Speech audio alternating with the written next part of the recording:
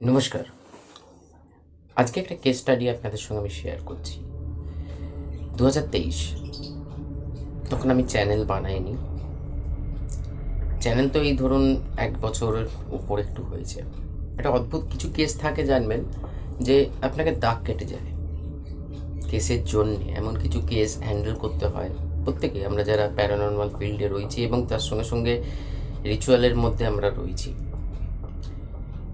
তো সেই সম্পর্কে আজ আলোচনা করবো। আশা করি আপনাদের ভালো লাগবে। ভালো লাগবে মানে ইরিটেশনও আসবে, যে এরকমও মানুষ করতে পারে, যাকে আমরা মনে করি, যে আমরা ভাবি যে এটা আমার ভালোবাসা। কারণ আমারও লাভ ম্যারেজ, আজকের দিনে বেশিরভাগ লাভ ম্যারেজ, অ্যারেঞ্জ ম্যারেজও হচ্ছে। কিন্তু আফটার ম্যারেজ নয়, বিফোর ম্যারেজ কোনো সম্পর্ক যদি কেটে যায় এবং তারপরে তার প্রতিক্রিয়া কী হতে পারে, সেই সম্পর্কে আলোচনা করব। চলুন কেস স্টাডিটা আমি শুরু করছি।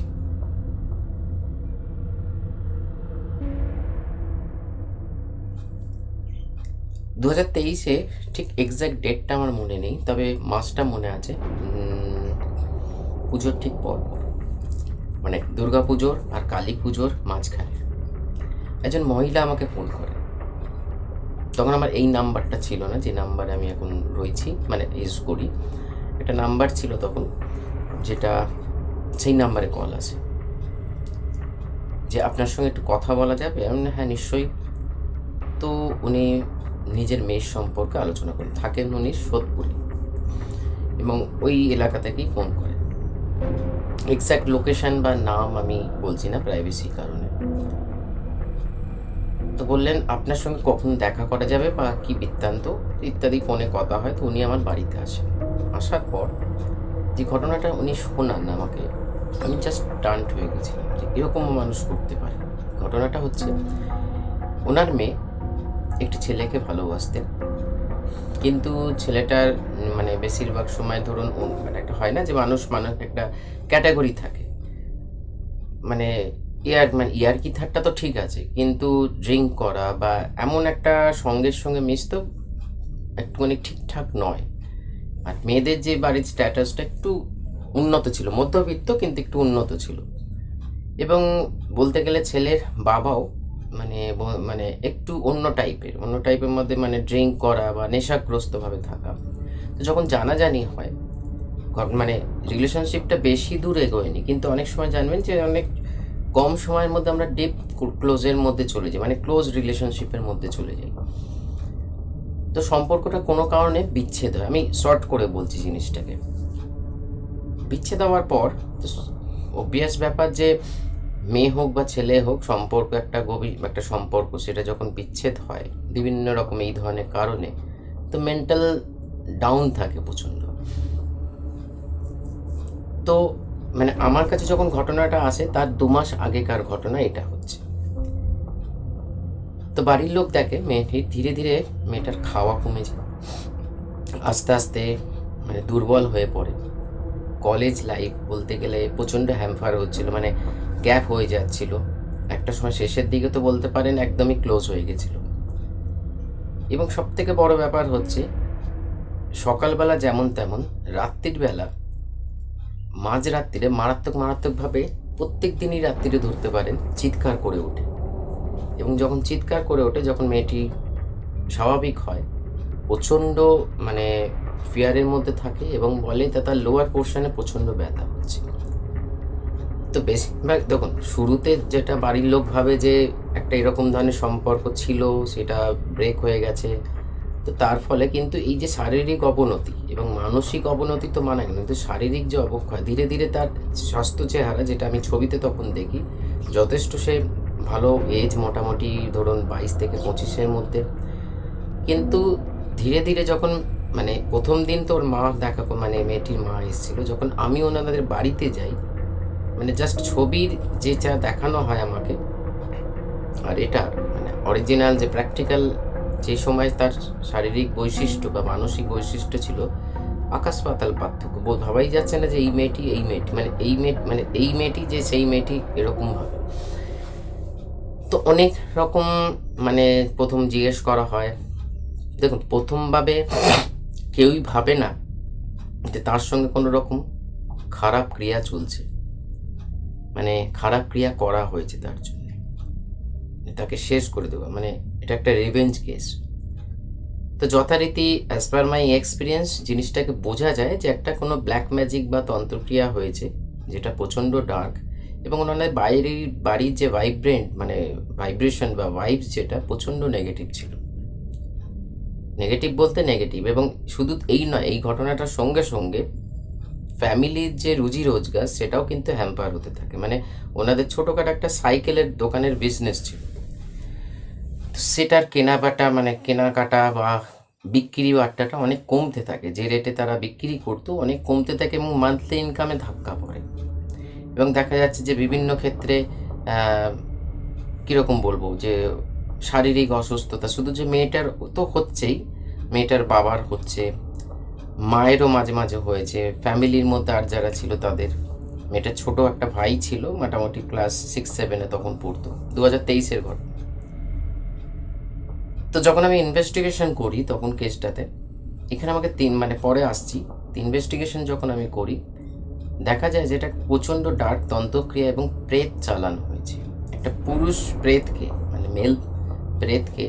এবং প্রেত চালান জিনিসটা আমাদের বুঝতে হবে যে প্রেত কারা হয়, মানে এরা আমরা প্রত্যেকেই মৃত্যুর পর একটা প্রেত ফরমেশন পাই, বিশেষ করে যারা আটকে যায় তারা তো পাই, কিন্তু যারা ধরুন সুইসাইডাল ডেথের মধ্যে দিয়ে নিজেদেরকে শেষ করেছে বা এমন রুড অ্যাক্সিডেন্ট কেস, কিছু তন্ত্র সাধনা এই ধরনের নোংরা যারা কাজ করে তারা এই ধরনের প্রেতকে আটক করে এবং এদের মাধ্যমে বিভিন্ন রকম নোংরা কাজ করে। তো যার প্রেতকে আটক করা হয়েছিল সে একজন অ্যান্টি সোশ্যাল বলতে পারেন, মানে যখন সে জীবিত ছিল অনেক রকম কেস, মানে কেন কী করে জানতে পারলাম, যখন আমি সেই স্পিরিটের সঙ্গে কন্ট্যাক্ট করি তখন এই জিনিসগুলো জানা যায়। তো এটা যে কেউ পারবে না, যারা যারা আমাদের মতন এই ফিল্ডে সঠিকভাবে কাজ করছে তাদের কথা বলছি, তার প্রত্যেকেই জানতে পারবে যে কী ছিল সে যখন তার ডেথ হয় বা কিভাবে আটক ইত্যাদি। তো প্রেত চালানের মাধ্যমে মেয়েটির সঙ্গে ডেলি লাইফে শারীরিক সম্পর্ক হতো।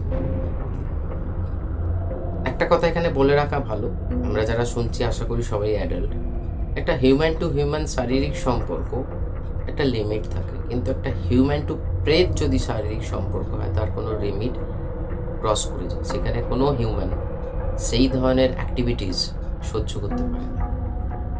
ফলে সে ধীরে ধীরে, এবং তার পার্সিয়াল পজিশনও ছিল, মানে বাইরে থেকে মাঝে মাঝেই নয়, বাইরে থেকে, এবং বিশেষ করে রাত্রিবেলা যেটা হতো একটা অদ্ভুত ধরনের যেটাকে আমরা স্লিপ প্যারালাইসিসও বলতে পারি, সে সব কিছু বুঝতে পারছে, তার লোয়ার মানে গুপ্ত অঙ্গে সমস্ত কিছু ব্যাপার যা যা হয়ে থাকে, বলতে পারেন ওয়ান টাইপ অফ রেপ। অথচ সে না চিৎকার করতে পারছে না কিছু করতে পারছে, ঘরের মধ্যে সে একা, যেটা হয় একটা প্রাইভেসি সবার মধ্যেই থাকে, একটা নির্দিষ্ট সময়ের পর ছেলে মেয়ে বড় হলে সেটা প্রাইভেসির মধ্যে চলে যায়, তার আলাদা স্টাডি রুমেই সে পড়াশোনা করে শুতো। তো যখন জিনিসটা আয়ত্তে আসে আমার, এবং যখন এই স্পিরিটটা ছিল, ডার্ক স্পিরিটটা, তার সঙ্গে যখন কমিউনিকেট করে যেটা জানা যায়, যেটা যে সম্পর্কটা ব্রেক হয়, যে ছেলেটি সেই কোনো তান্ত্রিক মাধ্যমে যারা এই ধরনের কাজ করে, এই ধরনের কর্মকে স্থাপন করে। আপনি চিন্তা করে দেখুন, ভাবলেই কীরকম লাগে, যাকে আমরা ভালোবাসি, যাকে আমরা রেসপেক্ট করি, আমাদের ভালোবাসা, আমাদের রেসপেক্ট সবই কিছু, যারা কারণ আপনি যদি লাভ ম্যারেজ করে থাকেন তো একটা লাভ ম্যারেজের ফিলিংস বুঝতে পারবেন, বা ম্যারেজটা আপনাদের প্রথমে আমাদের প্রেম ভালোবাসা করে, যারা যাই হোক না কারণ প্রেম ভালোবাসা করে হোক বা অ্যারেঞ্জ ম্যারেজ করে হোক, একটা মানুষ কতটা ডাউন হতে পারে মেন্টালিটি, যে ব্যাপারটা হচ্ছে যে আক্রোশ বা ক্রোধের মাধ্যমে যে আমি পেলাম না আমি শেষ করে দেবো, এই ভেবেই কিন্তু ক্রিয়াটা করা হয়। তো এই কেসটা আমার এই কারণে মনে আছে, কারণ এই কেসটাতে আমাকে ক্লেনজিং করতে, যদি কোনো ক্লিপ থাকে আমার কাছে, অনেক সময় থাকে, হার্ড ডিস্কে রেখে দিই, কারণ প্রত্যেকটা যজ্ঞ আমি স্টাডি করি, কারণ যে ধরনের যজ্ঞ হয় সেই যে ধরনের এনার্জিকে আমি আহ্বান করছি যজ্ঞতে, সেই যজ্ঞতে আসে, ফলে আমার হার্ড ডিস্ক একটা পুরো বলতে পারেন 1 TB হার্ড ডিস্ক এর ওপরই দাঁড়িয়ে আছে, সমস্ত রকম ইনফরমেশান ইত্যাদি, কোন স্টেট কেস কবে স্টাডি করেছি ইত্যাদি। যদি ক্লিপ থাকে আমি নিশ্চয়ই অ্যাড করব। 3বার আমাকে রিচুয়াল করতে হয়, মানে যজ্ঞের মাধ্যমে আমি করি, এবং তারপরে আরও কিছু রিচুয়াল হয়। ধীরে ধীরে তারপর এই জিনিসটা সলভের দিকে যায়। কিন্তু হ্যাঁ, যেটা শেষের দিকে হয় মেয়েটা তারপরে কিছুটা সময়ের জন্যে প্রচণ্ডভাবে মেন্টাল মেন্টাল ডিসঅর্ডার যেগুলো হয় না তার মধ্যে চলে গেছিল, এবং তারপর তাকে সাইকিয়াট্রিস্ট দেওয়া হয়। দেওয়ার পর চিকিৎসা করার পর এই কেসটা এই কারণে আমি আপনাদের সঙ্গে শেয়ার করলাম। গত জানুয়ারি মাসে 2024-এর জানুয়ারি মাসে 2023-এর আমি একটা জিনিস ভুল বলেছি আপনাদের, মনে পড়েছে। এটা 2023-এর শুরুর দিকে, তখন এত কিছু মানে তখন আমি ধরুন চ্যানেল তো ক্রিয়েট হয়ে গেছে গল্প, এখন তো 2025 মানে চ্যানেল এন্ডের দিকে, ঠিক আছে, ওই পুজোর পরই ঠিকই বলেছি। কিন্তু এটা 2024-এর নয়, 25-এর জানুয়ারিতে ওনাদের ফ্যামিলি থেকে একটা কল আসে, তখন আমার ট্রিগার হয় যে মনে পড়ে জিনিসটা। কিন্তু আমি এতদিন পরে ভিডিও এই কারণে বানাচ্ছি, ব্যস্ততার মধ্যে ছিলাম বলে বানাতে পারি। তো ফ্রেন্ডস, একটা অদ্ভুত ব্যাপার আমি আপনাদের সঙ্গে শেয়ার করলাম, কিন্তু ব্যাপারটা হচ্ছে মেইন যে মোদ্দা কথা, আজকের দিনে এই ডার্ক তন্ত্রক্রিয়াকে, মানে এই ক্রিয়াগুলোকে প্রচণ্ডভাবে কাজে লাগানো হচ্ছে।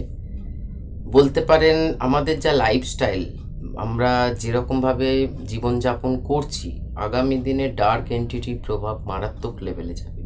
হয়তো চ্যানেলে আজকে সাবস্ক্রাইবার কম বলে আমি যাই বলি না কেন সেরকম কোনো গুরুত্ব হবে না, কিন্তু হোক বা না হোক, একটা সময় যখন এই জিনিসটা যেটা বললাম হবে, তখন হয়তো এই চ্যানেলটা যদি বেঁচে থাকে তাহলে তখন বোঝা যাবে যে সত্যি কি মিথ্যে। এবং বিশেষ করে নিজের লোকেরাই কিন্তু এই ধরনের গলত কাম, মানে খারাপ কাজ আমাদের সঙ্গে করে থাকছে, মানে নিজেদের ফ্যামিলির মধ্যে। কারণ এই যে কেসটা যেটা বললাম, একটা অদ্ভুত লাগলো যে আমি দুদিন আগে একটা মেয়েকে ভালোবাসতাম, বা একটা ছেলেকে ভালোবাসতাম, একটা সামান্য সম্পর্ক বিচ্ছেদ তো যে কোনো কারণ হতে পারে, তার মানে এই নয় যে আমি তাকে এরকম ধরনের ক্ষতি করব, ঠিক আছে। তো কারণ একটা জিনিস চিন্তা করে, যেটা বললাম, যেটা human two human physical relationship একরকম, তার একটা লিমিট থাকে মানুষের মধ্যে একে অপরের সঙ্গে, কিন্তু যখন এটা ব্রেথে চলে যায় বা একটা এন্টিটির মধ্যে চলে যায়, তখন কিন্তু সত্যিকারের সহ্যের বাইরে, এবং তার ফলেই মেয়েটির শরীর ধীরে ধীরে ব্রেকডাউন হচ্ছিল, মেন্টালিটি, খাওয়া দাওয়া কমে গেছিলো, মানে একদম যা দেখতে ওনাকে খুবই সুন্দর ছিলেন, কিন্তু তখন যখন আমি যাই তখনকার মানে ওনার চেহারা, মানে বলতে পারেন যে মনে হচ্ছিল যে বয়স প্রায় 10x বেড়ে গেছে, এরকম ধরনের ব্যাপার। চুল পাকা, মানে মুখে কোনো লালিত্য নেই, মানে একটা নেগেটিভিটির ভালো মতন প্রকাশ পাচ্ছে। তো সেই হিসাবে আপনাদের সঙ্গে আমি শেয়ার করলাম যে এরকম ধরনের অনেক কেস আছে, যদি মনে পড়ে নিশ্চয়ই শেয়ার করবো। আগামী দিন অনেকগুলো কেস হ্যান্ডেল করছি, সেগুলোও শেয়ার করব। সাবধানে থাকুন, ঈশ্বরের সান্নিধ্যে থাকুন, নিজের অরাকে নিজে প্রোটেক্ট করতে শিখুন। কারণ আগামী দিনে ব্যাপারটা হচ্ছে যে আমরা যদি নিজেরা সামলাতে না পারি, এই সমস্ত এন্টিটিসের, এই সমস্ত ব্ল্যাক ম্যাজিক, কারণ 2025 এই ধরনের ডার্ক এনার্জির তুঙ্গে যাবে, কিন্তু সেই ধরনেরই ইঙ্গিত রয়েছে বা প্রেডিকশন রয়েছে।